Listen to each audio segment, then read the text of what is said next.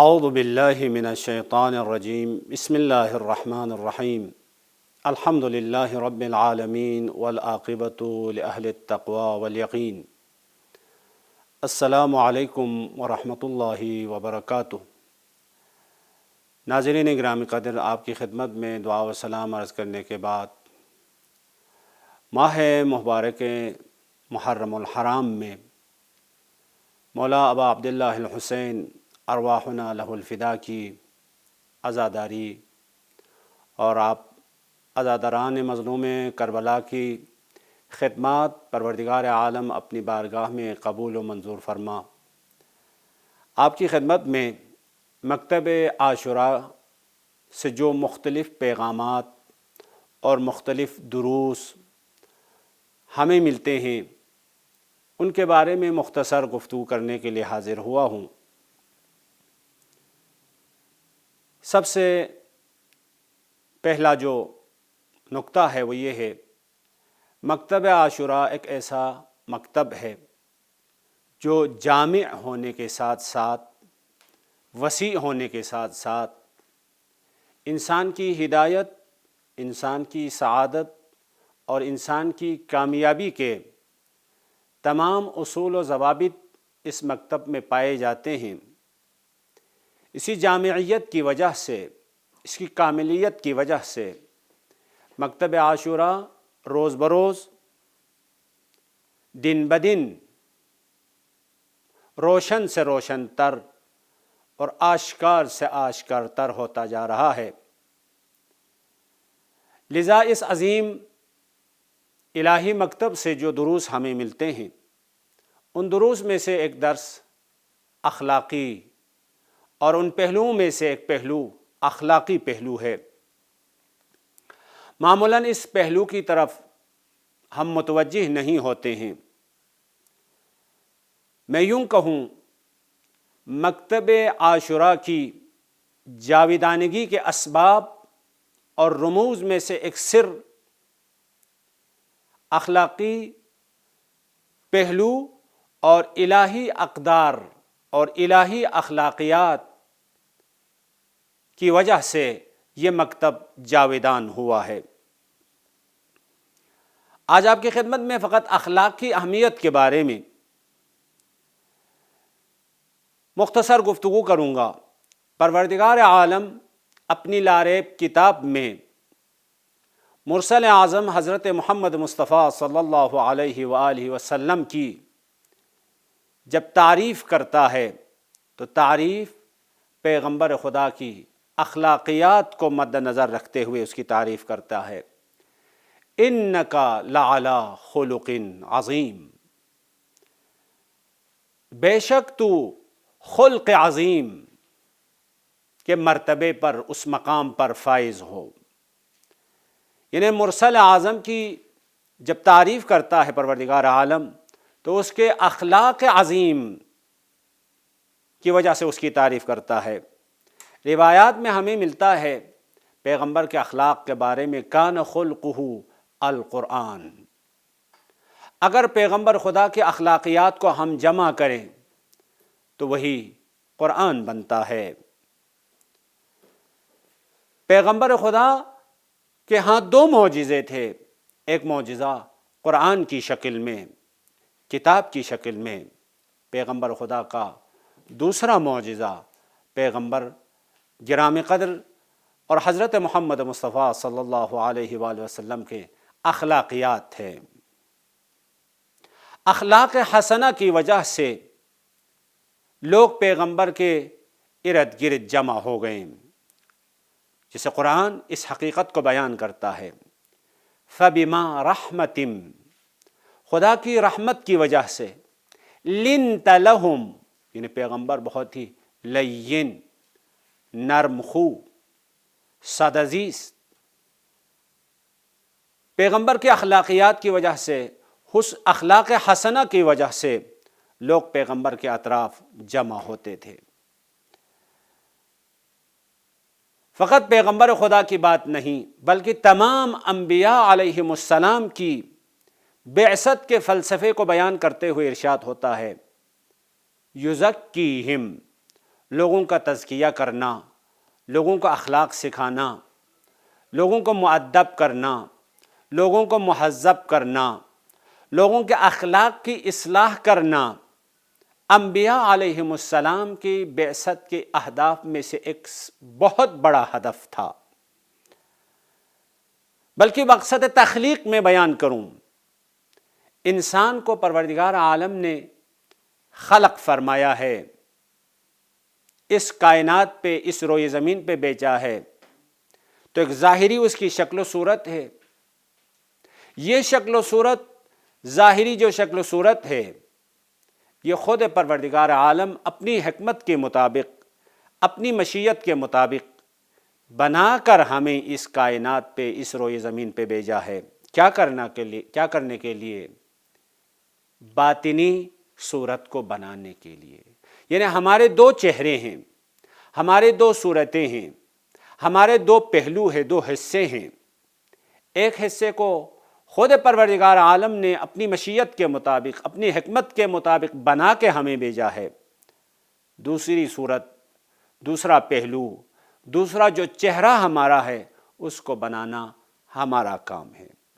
یوں کہوں، ہمیں اس کائنات پہ خلق کر کے بھیجا ہے تو اپنی اخلاقیات کو بنانے کے لیے، اخلاق حسنہ کے ذریعے سے اپنی سیرت کو بنانے کے لیے، خود کو مؤدب بنانے کے لیے، خود کو مہذب بنانے کے لیے، اخلاق حسنہ سے خود کو آراستہ کرنے کے لیے ہمیں بنا کے بھیجا ہے۔ اسی لیے بس اخلاقیات کی اتنی اہمیت ہے، اسی لیے پیغمبر خدا صلی اللہ علیہ وآلہ وسلم بھی اپنی بعثت کے اہداف کو بیان کرتے ہوئے ارشاد فرماتے ہیں، انما بعثت لأتمم مکارم الاخلاق۔ حضرت آدم سے لے کر حضرت خاتم تک ہر نبی انسانی معاشرے میں الہی اخلاق کو پھیلانے اور اس کی ترویج میں سعی و کوشش کرتے رہے، لیکن آخری نبی، نبوت کے سلسلے کا آخری کڑی حضرت محمد مصطفیٰ صلی اللہ علیہ وآلہ وسلم اپنی بعثت کے اہداف کو بیان کرتے ہوئے فرماتے ہیں، انما، حصر ہے، انما بعثت لأتمم مکارم الاخلاق، بے شک مجھے مبعوث کیا گیا ہے، مجھے پروردگار عالم نے یہ ذمہ داری دے کے بھیجا ہے۔ کیا ذمہ داری؟ لأتمم مکارم الاخلاق، اخلاق حسنہ کو، اخلاقیات کی معراج تک پہنچانے کے لیے مجھے اس زمین پہ بھیجا ہے۔ بس ناظرین گرامی قدر، اخلاقیات کی بڑی اہمیت ہے۔ خود پیغمبر اپنے اخلاق کے بارے میں ارشاد فرماتا ہے، مجھے اخلاق کس نے سکھایا ہے، مجھے کس نے مہذب بنایا ہے، مجھے کس نے مؤدب بنایا ہے؟ تو پیغمبر خدا کا ارشاد ہے، ادبنی ربی فاحسن تأدیبی۔ پروردگار عالم اپنے تمام کمالات کے ساتھ، اپنے تمام فیوزات کے ساتھ، ادبنی ربی، پروردگار عالم نے میری تأدیب کی ہے، مجھے مؤدب بنایا ہے، مجھے اخلاق سکھایا ہے، میری تربیت کی ہے۔ فاحسن تأدیبی، بس کتنی اچھی تربیت ہوگی، کتنی اچھی تأدیب ہوگی۔ ادبنی ربی، میری تربیت کی ذمہ داری، مجھے ادب سکھانے کی ذمہ داری، میرے اخلاقیات کو درست کرنے کی ذمہ داری خود پروردگار عالم نے لی ہے۔ فاحسن تأدیبی، کتنی اچھی تربیت ہوگی، اور اس میں کوئی شک نہیں۔ پروردگار عالم سے مستقیم تربیت یافتہ، پروردگار عالم کی خصوصی توجہ کے ساتھ تہذیب و تأدیب کے مراحل طے کرنے والے رسول جس کی تربیت کرے، اس کی کتنی اچھی تربیت ہوگی۔